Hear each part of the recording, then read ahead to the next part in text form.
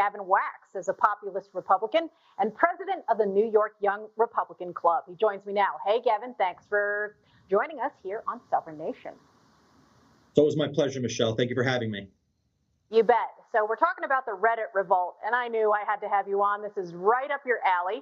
Turns out that you are going to be having something of an event, a protest in Zuccotti Park, which of course has a lot of symbolic significance as a place that was supposed to be ground zero for the Occupy Wall Street movement. And it appears that a bunch of Generation Z day traders in their home basements did more to Occupy Wall Street than that original movement. What are you going to be doing this weekend?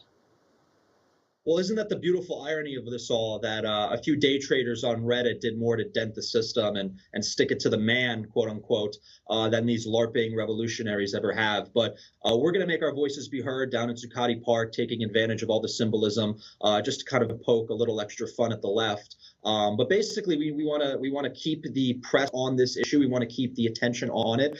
This was such a blatant form of market rigging and hypocrisy and double standards that exist in our system, whether we want to admit it or not, that millions of people are getting woken up to what's really happening, that, you know, these fat cats on Wall Street can make rules for themselves and separate rules for us. And then they're allowed to make money. They're allowed to perpetuate institutional wealth. But if the little guy, the retail investor wants to play at the big boy table, that they're called the market manipulators and they're shut down, and they have to shut down the whole market for trading on some of these assets. So we're going to protest, we're going to let our voices be heard, and we're going to hopefully continue to keep up the pressure on big finance just as much as we need to do on big tech and all these other corporatist entities.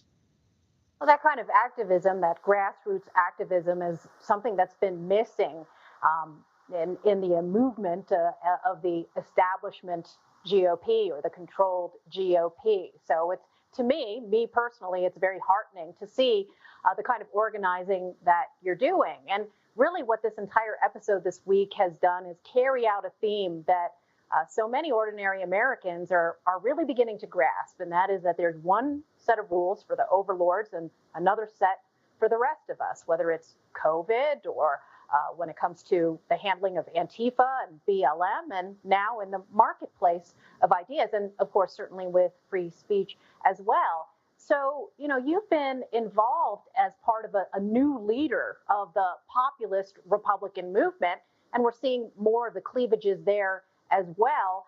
What is your take on, you know, where elected officials and prominent conservatives stand here? Some who are continuing to ply the myth of a quote unquote free market and go after these small citizen investors who are basically exercising their ability to crowdsource and disrupt the financial markets.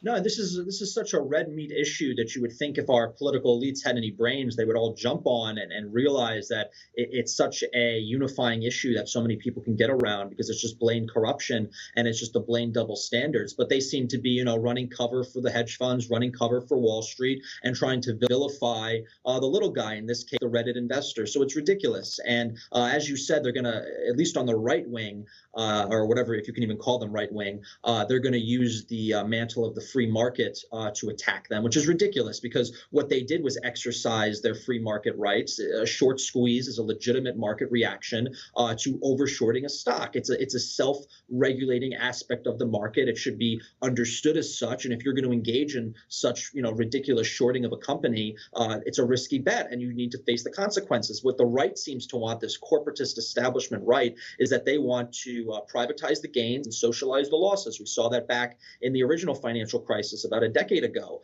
And, you know, who has to foot the bill? It's the taxpayers. And in this case, it's the day traders on Reddit who had their ability to freely trade restricted.